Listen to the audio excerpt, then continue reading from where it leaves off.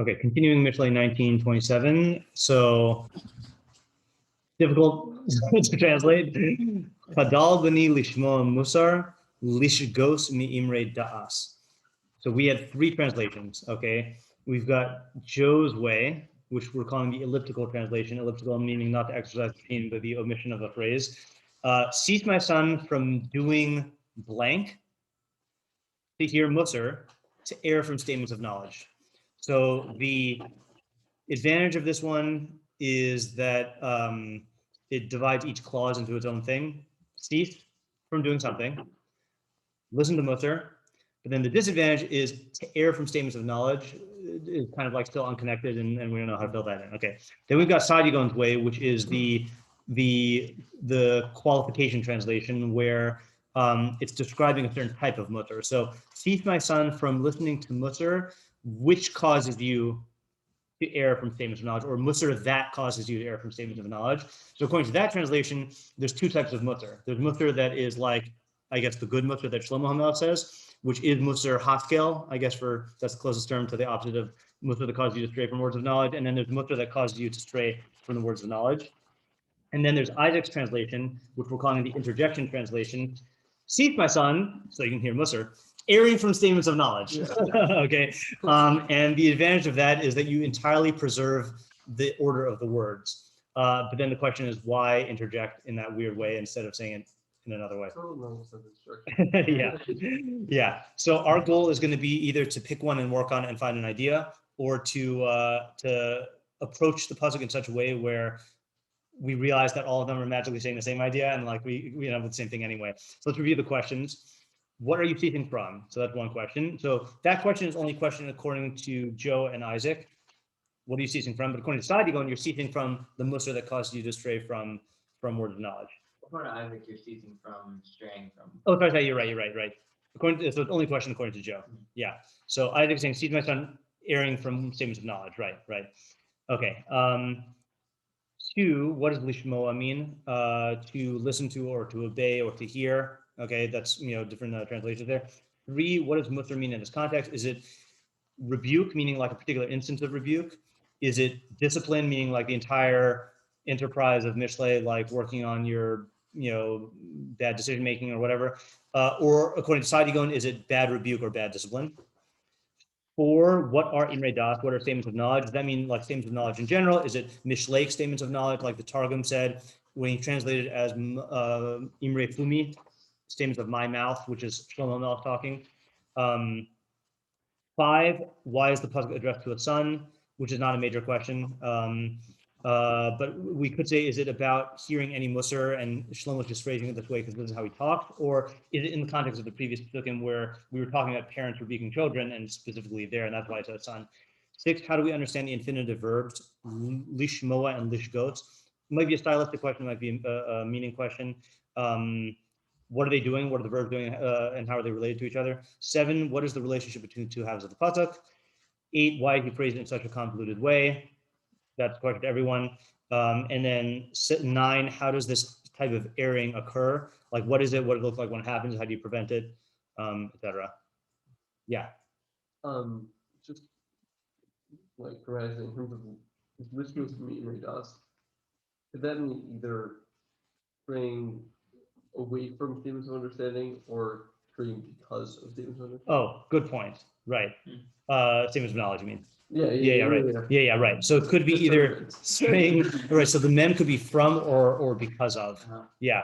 And obviously the easier way is to say straying from, but I guess if you're talking about statements of knowledge that are bad in the same way that the Mussar is bad, then that could also be then that would be a good interpretation. Yeah, I think for Saadia Gaon, yeah. Oh, okay. I was going to give a Sure. approach, but Yeah, that's fine. Oh, unless there were more questions. Oh, sorry. I guess I said a possible, like, I wanted to ask if this was like a possible read. Yeah. Before we go on to Sure. Is it like methodologically possible to say that this is like some kind of like putting this phrase, like saying it really is saying to stray away from good Mussar and stuff, and it's putting it in the mouth of like a bad parent or something? Yes. Someone says that. I think, yeah. Not about the mouth of a bad parent, but I think someone says that this is a. Let me just check here for 1 second. Maybe I saw it in. Hold on. Possible it's not in the Mepharshim you have. Reggie. Oh, we can blame him for everything. Just give me 1 second. I just want to see, because and you're right. This is a reading question. It's also an interpretation question, but don't tell Isaiah.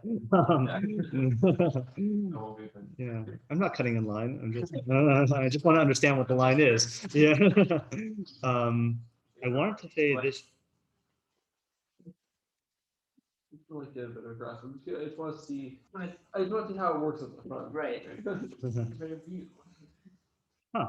I could have sworn I saw someone say that this is one of the tivuim bilti amitiim. This is one of the statements that is the commandments that is not true, and that's like in that genre of Mishlei that I feel I can still never remember which ones we've done and which ones we've done. That it'll speak from the perspective of the fool. You I know. think that was in this year. Yeah. Yeah, kind of. Okay. Vaguely. Yeah. So that's along the lines of what you're saying, right? Yeah, Meaning we it's. also had it was an usher. It Yeah. was, Oh yes. Curious was Zoe. Yeah. The wealth of a rich person is his fortress of strength, and something wall, high wall. High wall. But that was No, that was everyone. Yeah. that was Yeah. really So that's along the lines of what you're saying. Meaning it's telling you, stop listening to Mussar, stray from words of knowledge, and like almost like a sarcastic type thing. Right.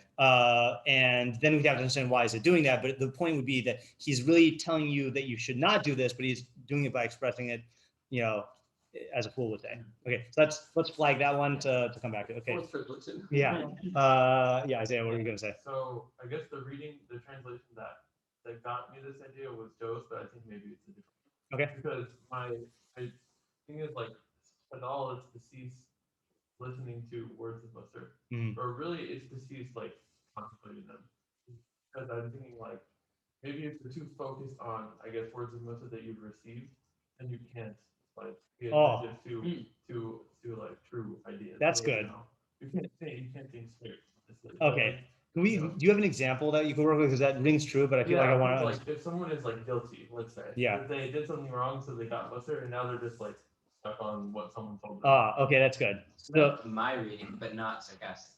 Whoa. Yeah. Yeah. It's not Joe's reading because I said the Hadal is to see what the pasuk. Yeah. All right, so let me do one thing at a time. Okay. Sorry. No, that's fine. No, that's fine that you said. I just want to listen, understand what Isaiah is saying, and then see if that's. So you're saying that. So cease listening to Mussar, in a way that causes you to stray from words of knowledge, or He's or from contemplating Mussar. You said. Yeah. Contemplating Mussar. Yeah. Because it's causing him to stray from knowledge. Yeah. So can I just give an example, and you tell me this is like in the ballpark of what you're saying? This is like a very simplistic example, but it's like if someone says interesting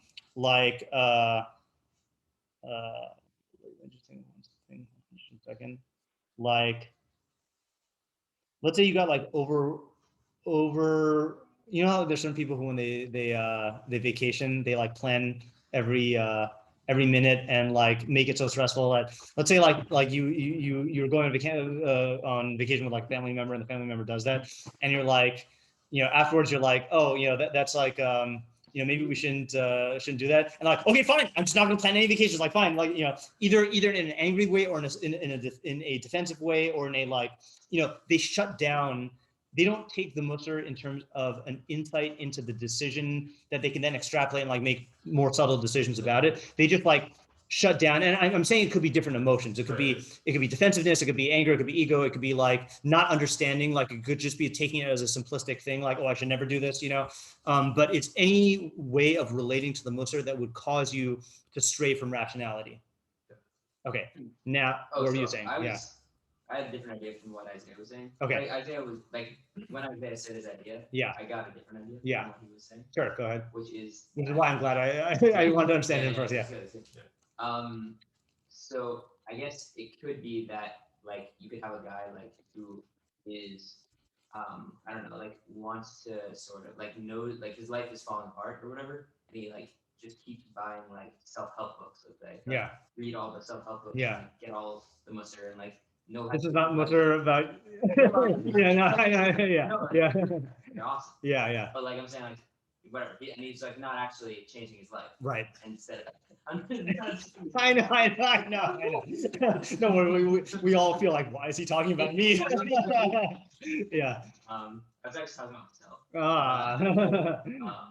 Yeah, and so that would be like he's focused too much on the Mussar, and he should stray from the Mussar in a certain way. Like he shouldn't stray from the ideas that he got from it. Yeah. He should like not focus on just using Mussar. He Yeah. have to implement it. Meaning there could be too much Mussar? There could be, well, I- yeah. I mean, because you have a limited amount of energy. Yeah. Like you could focus too much on gaining Mussar as opposed to. Yeah, meaning this is a different angle from which to approach what you're saying. But like there is a problem sometimes when a person, not just in Mussar, but like in any practical area, when you become so involved in like learning or talking about the ways to change that, like you're saying in terms of energy, like you just are not devoting enough energy to actually implementing it. What were you gonna say? And then I want to come back to this. Yeah. So I think the some from hearing is Yeah. it's a type of way of relating to Mussar as like an arbitrary rule, and then so when you are like given Mussar, you like even if you're accepting it, you're hearing it as this is an absolute in some way, and then you're not, and then because of that you lose the idea of what the Mussar is trying to. So that is a mistake. I don't know if that is necessarily the mistake that undergirds the phenomenon that you're talking about. That's definitely what is in Isaiah's. That I think. definitely, Maybe not definitely. it's more so for Isaiah's than what you're saying. Possibly. I was thinking Yeah. about the vacation thing. Yeah. This is the person taking the critique as like absolute. Yeah. Like you're saying this is a bad thing. Yeah. I guess it's really you're stripping away the nuance of it so that you lose it all meaning. Yeah. Side note on this year, on last night's year. Last night, Shifra asked about why Mishlei, why our pasuk doesn't directly tell you what you should and shouldn't do.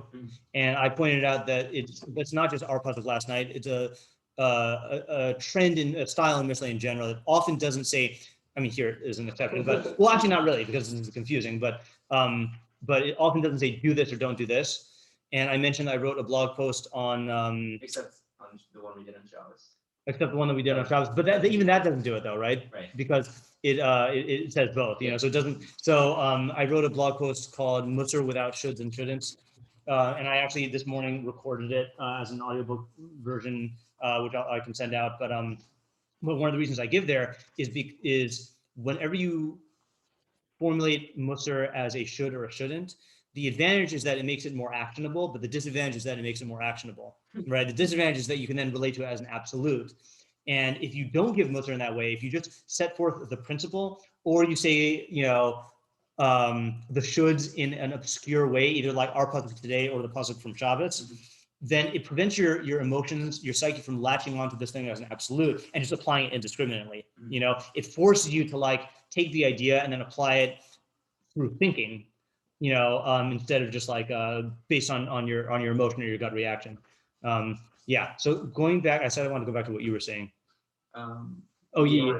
Yeah. Well, I was just gonna say, I agree with both of you. Like, I think the pasuk is telling you, this is just my idea of, is that the Mussar is like, where you have too much of an emotional attachment to Mussar, Yeah. like an inappropriate emotional attachment. Yeah. And so you need to go away from either, you know, it's in the moment, or it's like, you know, you've developed it sort of the way that I was saying. Yeah. Yeah. So I'm thinking along with the lines of that. For what Zeb is saying, in contrast to what Isaac is saying, is like, I think like sometimes it could be, let's say like, I think this is actually a Freudian defense mechanism, but where instead of confronting the phenomenon, then you study it. You know, like a person, like the self-help thing, like instead of of actually taking the steps to implement change in your life. You just like throw yourself into like the study of it, and then that somehow like, you know, you trick yourself into thinking that I'm actually doing something about the problem when I'm really just talking about it. You know, that's the Marcus Aurelius thing. Like, stop talking so much about being a good man and just be one. You know, that's what he says to himself. You know, but it reminds me of that. And I was going to say also, but it might also come from, like, I think what you're describing can come from different causes. Like we've said a couple of them, and another cause is just not understanding what Mussar actually entails. Like, some people might think that you don't actually have to get down to the nitty gritties, and you could just be involved in like the abstract principles, you know.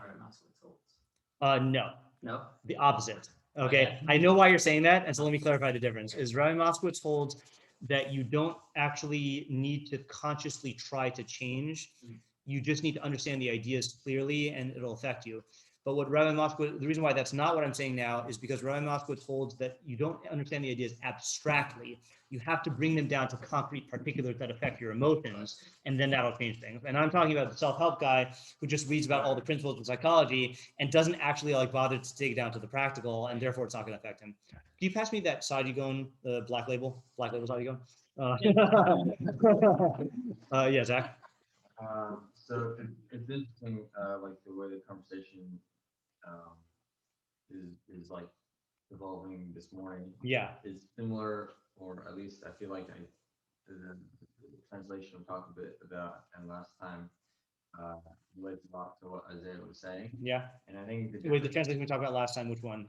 I'll read it. Oh, sure. Yeah, go ahead. But I feel like the difference is that it just focuses on the infinitives a lot, but they seem to like really be focusing on the key same like underlying principles, which is that it's like teach my son from listening to review and from listening to and from straying from saying to knowledge, meaning like in so much as these things are connected, one should cease. Yeah. Is that what you were saying yesterday after? Yeah. Yeah, right. So yeah. And So let me just make sure I'm understanding you right. So cease from two things. That's like structurally what the thing. Cease from listening to Mussar and from straying from words of knowledge. And then what you're saying is the reason why I use the infinitives is insofar as the two are correlated. Meaning if you're listening to a Mussar in such a manner that it causes you to stray from words of knowledge, then stop.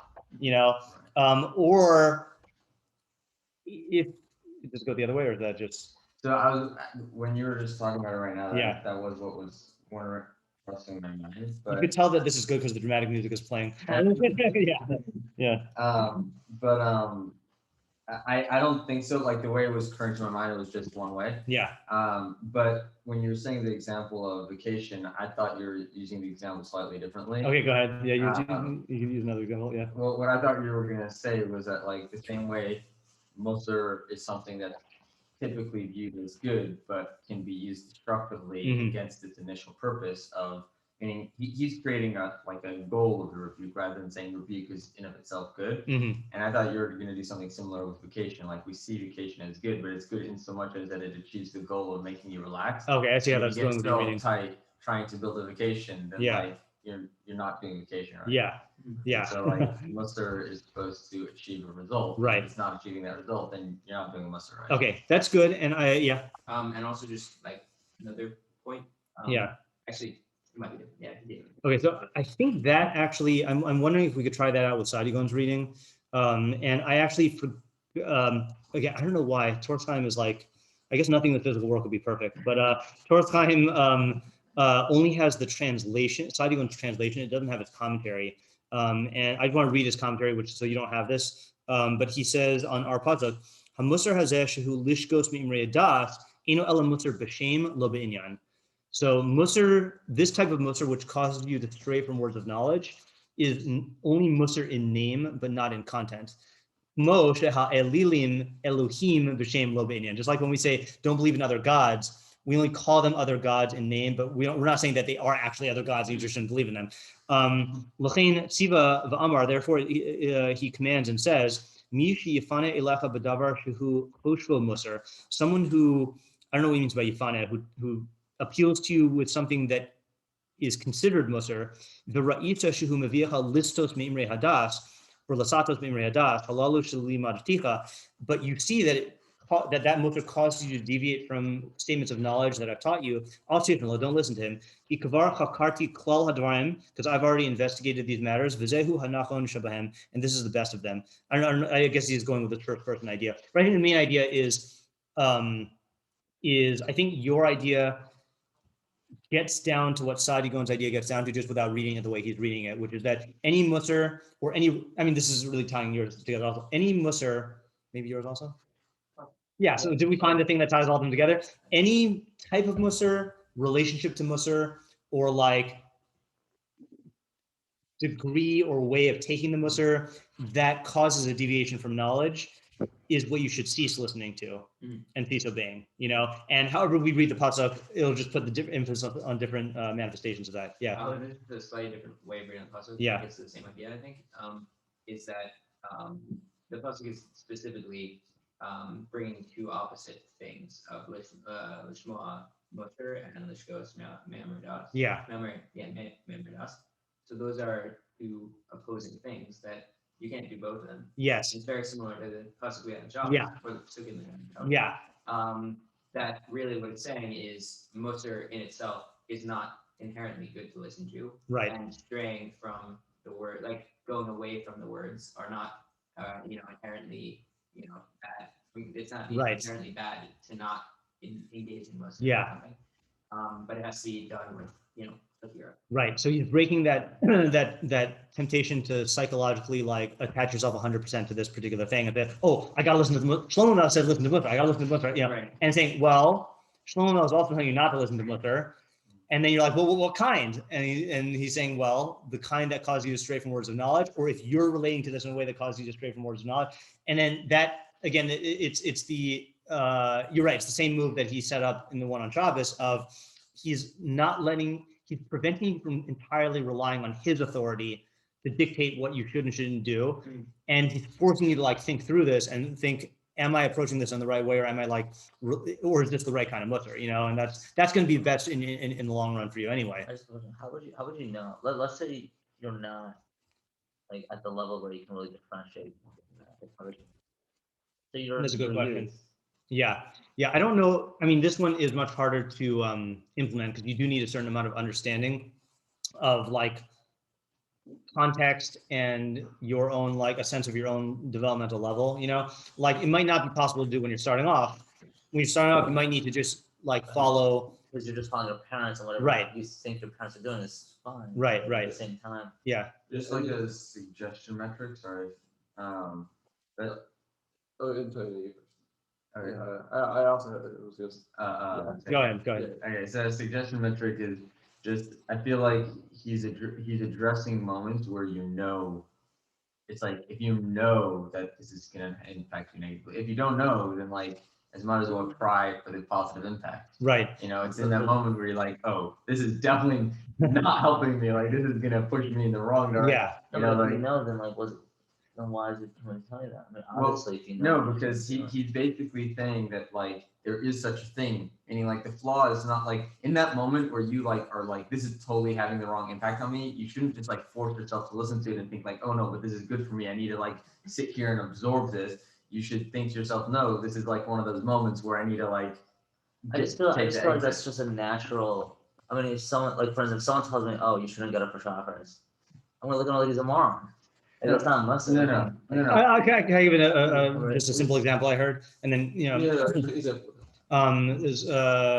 this YouTube channel, Violin. These guys that make humorous videos about classical music. So they were talking about like corruption in the violin industry, and he was saying, you laugh, but it's millions of dollars of like counterfeit violins and stuff. It's insane, But anyway, so he was saying how like when he was like 10.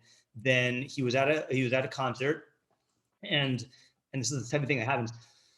Someone swapped out his bow for another bow, So he told his teacher about it, and he thinks his teacher was the one who did it, and he was like, the teacher and the teacher said like no, you're just imagining things, and he was like, I knew 100% that this wasn't my bow, but like it's my teacher, and this is like this is like a 10-year-old who's like also an Asian who also like is like like obedient towards authority, and he was like he let the Mussar override what he knew was actually like not good for him. I don't know if that's exactly what you're saying, but it's an example of like where you could part of you senses that like there's a doubt, or like my mind is telling me that this is irrational, or this is something is off here. Like sometimes you get like a red flag, an internal red flag. Right. Yeah, it's close, but maybe I'll say my. Okay, sure. Yeah. The heuristic I would suggest is that if you see that it's causing you to stray from, That's another thing. Yeah. like if you see, like now you're playing